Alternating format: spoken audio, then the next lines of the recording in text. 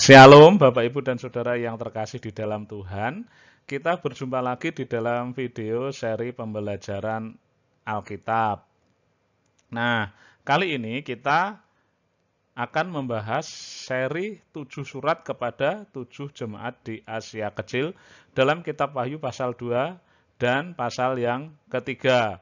Jadi nanti kita akan membahas dalam 7 video masing-masing surat kepada 7 jemaat di Asia Kecil itu selama 7 minggu ya, karena akan kita upload seminggu sekali setiap hari Rabu.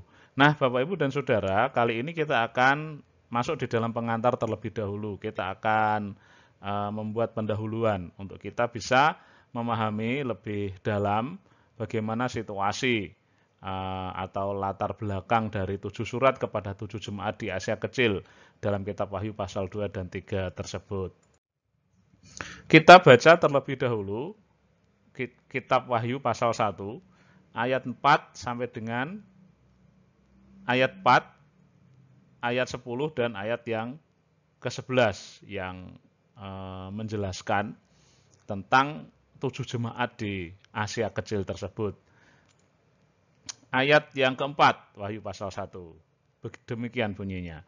Dari Yohanes kepada ketujuh jemaat yang di Asia Kecil.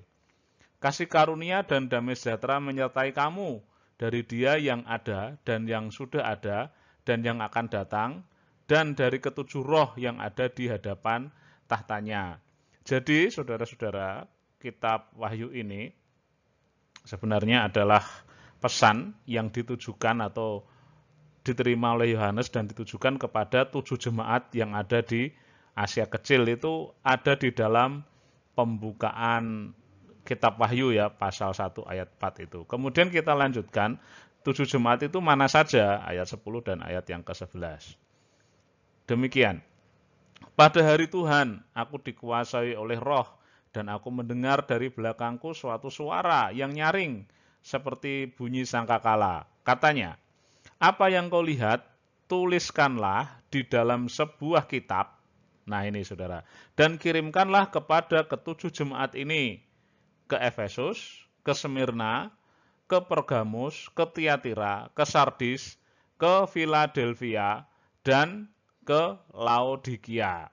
Jadi sudah jelas ya bahwa kitab Wahyu ini sebenarnya ditulis oleh Yohanes, ditujukan kepada 7 jemaat yang telah disebut di dalam ayat 4, ayat 10, dan ayat 11 di dalam Wahyu pasal 1.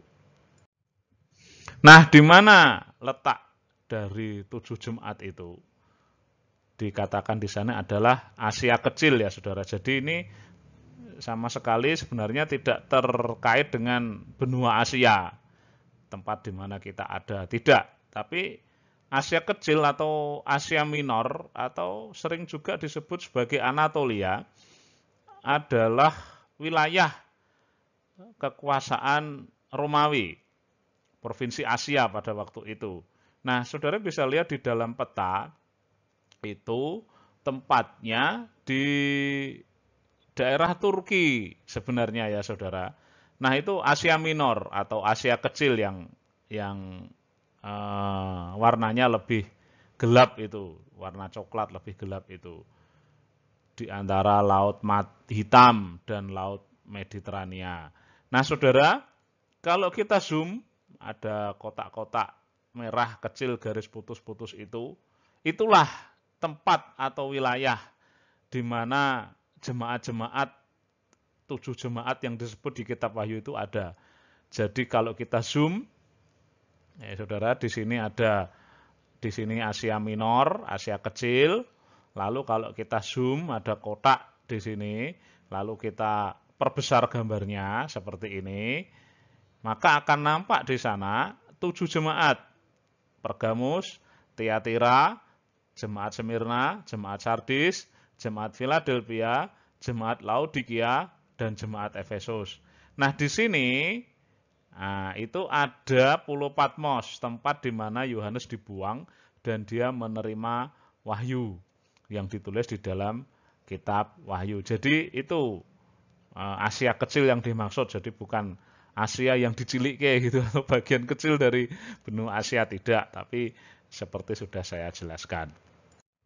Saudara-saudara, ada pertanyaan yang sangat menarik. Kenapa surat itu hanya ditulis untuk 7 jemaat? Padahal di bagian barat Asia kecil ada beberapa jemaat yang lain. Ada orang Kristen di sana, misalnya Troas, ada Kolose, ada jemaat di Hierapolis. Nggak mudah mencari jawabannya, saudara. Kenapa hanya 7 jemaat gitu? Tapi kita akan mencoba mendekatinya dari dua sudut pandang, supaya kita bisa memahaminya lebih jelas. Sudut pandang yang pertama, kita perhatikan angka 7. Ini menarik, sebab angka di dalam kitab Wahyu itu sering dipakai sebagai simbol.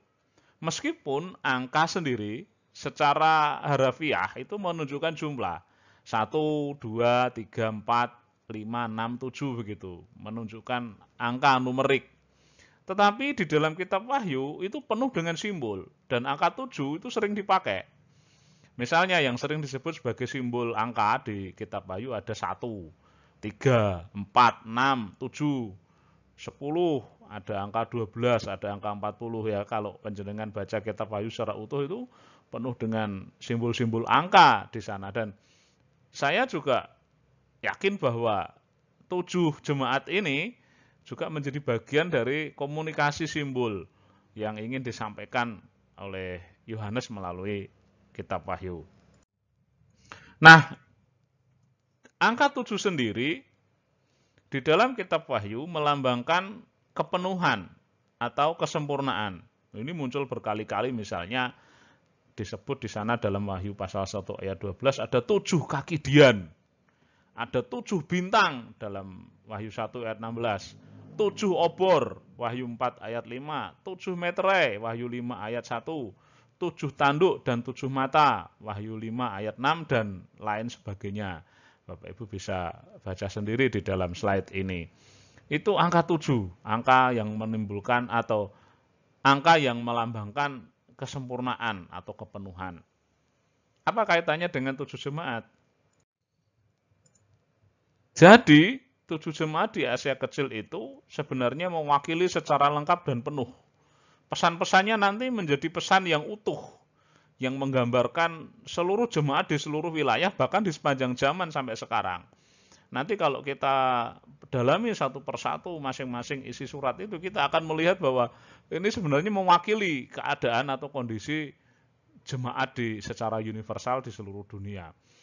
Nah, pesan-pesannya juga lalu kemudian perintah-perintah Tuhan dan apa yang ada di dalam surat itu masing-masing, nanti kita bahas satu persatu ya, menjadi pesan yang tidak lekang oleh zaman dan selalu aktual begitu ketika kita terapkan di dalam kehidupan kita setiap hari. Nah, di saat itu juga kitab Wahyu itu pasti dibaca pula oleh jemaat di seluruh provinsi Asia.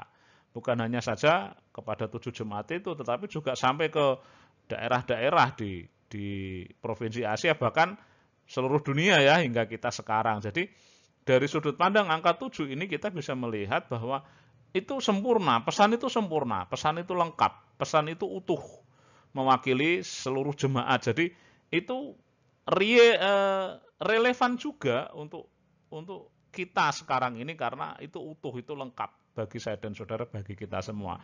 Bukan hanya saja kepada 7 jemaat itu. Itu sudut pandang yang pertama. Sudut pandang yang kedua, kita akan melihat soal otoritas Yohanes. Yohanes tinggal di Asia Kecil di akhir hidupnya dan secara khusus tinggal di Efesus dan melayani di sana, meskipun jemaat Efesus sendiri adalah buah pelayanan dari Paulus. Tetapi sebelum Yohanes dibuang di Pulau Patmos, ia tinggal di Efesus dan melayani di Asia Kecil. Nah, melalui 7 surat ini, Yohanes perlu berbicara dan menyampaikan pesan-pesan khusus untuk jemaat-jemaat yang atau dalam jemaat-jemaat dalam jangkauan wilayah pelayanan dia pada waktu itu. Dan pastilah Rasul Yohanes pada waktu itu menjadi pemimpin jemaat yang sangat berpengaruh di wilayah Asia Kecil waktu itu. Nah, ada hal yang menarik di sana, sebab setiap surat itu selalu diawali dengan begini, tuliskanlah kepada malaikat jemaat di Efesus misalnya, di Smyrna, di Philadelphia misalnya. Nah, siapa malaikat jemaat itu? Kenapa disebut sebagai malaikat jemaat? Tuliskanlah kepada malaikat jemaat, nah, saudara. Ya, kembali lagi agak sulit memang menafsirkannya. Kitab Wahyu penuh dengan bahasa simbol, tapi mari kita lihat bersama-sama. Malaikat dalam bahasa Yunani itu angelos. Angel ya, memang berarti malaikat. Tapi bisa pula bahwa angel ini secara lebih luas atau pengertian meskipun dia secara harfiah adalah malaikat, tapi dia bisa pula berarti utusan atau pesuruh atau pembawa pesan. Angelos dipakai juga untuk manusia. Misalnya dalam Matius 11 ayat 10. Yohanes Pembaptis itu disebut sebagai utusan atau angelos Allah. Demikian pula para utusan dan para pesuruh yang ada dalam Lukas 9 ayat 52 atau Yakobus 2 ayat 25 itu pesuruh-pesuruh utusan-utusan itu juga disebut sebagai angelos. Jadi bisa berarti malaikat, ya memang malaikat makhluk surgawi itu kita tahu semua seperti misalnya Gabriel atau malaikat yang membawa seperti panglima bala tentara Allah yang menemui Yosua, bisa begitu. Tetapi bisa juga bahwa angelos itu adalah utusan. Karena Yohanes Pembaptis disebut sebagai utusan atau angelos Allah. Nah, saudara-saudara yang dikasih Tuhan, malaikat jemaat di sini kita bisa tahu bahwa malaikat jemaat yang dimaksud adalah bisa utusan. Nah, jadi bukan berarti di jemaat Efesus ada malaikatnya yang membawa pedang. Saya tidak menafsirkan demikian, tetapi lebih kepada arti bahwa angelos ini adalah utusan atau pesuruh. Jadi malaikat jemaat ini bisa utusan yang dikirim oleh jemaat lokal untuk mengunjungi Yohanes selama pembuangan. Jadi ketika Yohanes dibuang di Pulau Patmos, jemaat Efesus sana jenguk si Yohanes, kirimin makanan atau apa begitu. Bisa saja begitu, sama seperti yang terjadi ketika Paulus ada di dalam penjara. Jemaat Filipi kan mengutus Epafroditus, saudara. Filipi 2 ayat 25, Filipi 4 ayat 18. Atau juga ketika Paulus di penjara di Roma juga, Epafras diutus juga oleh jemaat di Kolose untuk mengunjungi Paulus. Jadi seperti itu utusan ya saudara, utusan jemaat di Asia Kecil, 7 jemaat itu untuk mengunjungi Yohanes. Tetapi bisa juga bahwa malaikat jemaat ini menunjuk penatua atau para pemimpin 7 jemaat di Asia Kecil. Masing-masing jemaat memiliki penatua atau pemimpin lokal jemaat itu, dan bisa saja pemimpin lokal itu yang mengunjungi Yohanes. Nah, kalau kita lihat bahwa tuliskanlah kepada malaikat jemaat di Efesus, di Smyrna, dan lain-lain, itu berarti pesan ini begitu penting. Bukan hanya saja bagi jemaat, tetapi kepada pemimpin-pemimpin jemaat itu. Surat atau pesan Tuhan ini menjadi sangat penting untuk diperhatikan dan diajarkan sebagai malaikat jemaat, sebagai utusan Allah yang memimpin dan melayani di jemaat pada waktu itu, dan kita terapkan dalam kehidupan berjemaat sekarang ini.